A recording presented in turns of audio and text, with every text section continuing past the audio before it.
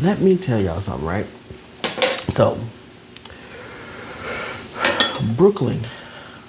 I was born in Brooklyn, New York, one of the greatest cities in the whole wide world. It's literally a fact. You can Google it if you want to. It's literally known as one of the best cities in the whole wide world. Anyway, I told y'all last time that racism didn't really exist in Brooklyn because we were all diverse. Brooklyn is a melting pot, if y'all don't know. It's a melting pot. So there is a lot of people that are come from a lot of different places out there. And which is great because diversity is always good. And remember that diversity is always good. Anyway, y'all. So, my mom and I know I told y'all this last time, but I'm going to tell y'all again.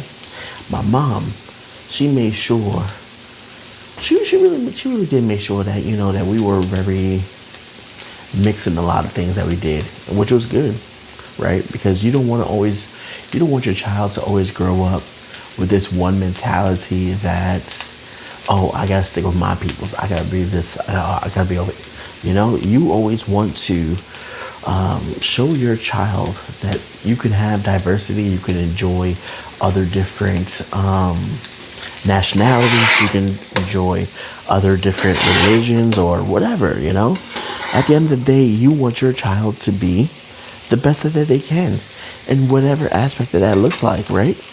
In whatever avenue, whatever way, whatever that looks like for your child, that's what you want for your child, right? So you're going to show them and you're going to tell them, hey, listen, black people are cool, man. Black people are cool, brother. We are all okay. You know? That's what you want to show them. And that's where the unity comes in. That's why Martin Luther said that he had a dream. And that was one of his dreams. That black folks and white folks could commingle together. That we could come together. And there are people that are out there that are like, well, racism is not a thing no more. Yes, racism is a thing, ladies and gentlemen. Racism is still out there because you know what? We got people that have been born into that life, right? And so now they are ingrained with whatever disposition or whatever thing that their parent has taught them. They are ingrained with that. And now, I'm not saying that it is 100% fully racism out there. I'm not saying there's 100% fully craziness out there, that people are going wild and crazy. I'm not saying that. What I'm saying that it's there because you can't fully just negate the fact that racism happened a long time ago, and then now poof, it's over. No, it's there. And sometimes sometimes it's not a on purpose type of thing, And I mean, sometimes it is, and sometimes it's not though. Sometimes it's not an on purpose thing, and I think that that's the problem. That's most of people's problems, right? That they see because they're like, oh well, racism is not a thing no more, and we gotta celebrate that fact.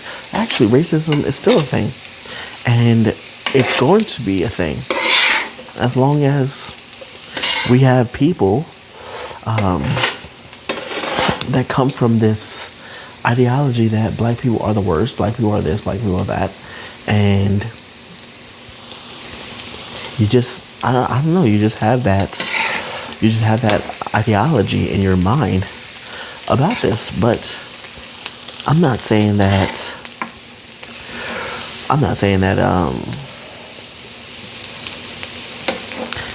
we should go back to like the whites and blacks type of thing, but when you've been born a certain way, you don't always just escape those thoughts. You don't just escape what your parents taught you. You don't escape that. A lot of times you're still in that. You're still around that no matter what. And until you change, then that's when you become a better human, a better individual, a better whatever it may be. Growing up in, I loved growing up in Brooklyn. It's really a good experience growing up in Brooklyn, man. Only I wish, I don't know if I am a, if I was ever going to be a, oh, I'm Brooklyn till I die type of guy, because, yeah, that's, of course not, because I'm not in Brooklyn no more, right? But, um, but, Brooklyn just got so expensive that it was just, dude, it's time to go. And it wasn't about the politics. It wasn't about, oh, it's becoming very liberal. It's becoming very this or very that. No, it definitely wasn't about that. I think for me, it was more of just like, all right, well, I've always wanted to live in Texas, so, and I'm single at that time. So why not branch out? Why not go live my life? And that's just what I did. So I literally just packed my stuff up and I moved, y'all. I moved because I was, I had to check that drip tray. Yeah, and I just packed up my stuff and I moved because I'm like, you know what? At the end of the day, it's time for me just to go, you know?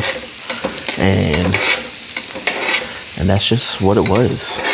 It wasn't no, oh, well, it's become too liberal, it's become too this, it's become too that. Because I think nowadays, you kind of have to adapt to the change that's happening in front of your eyes.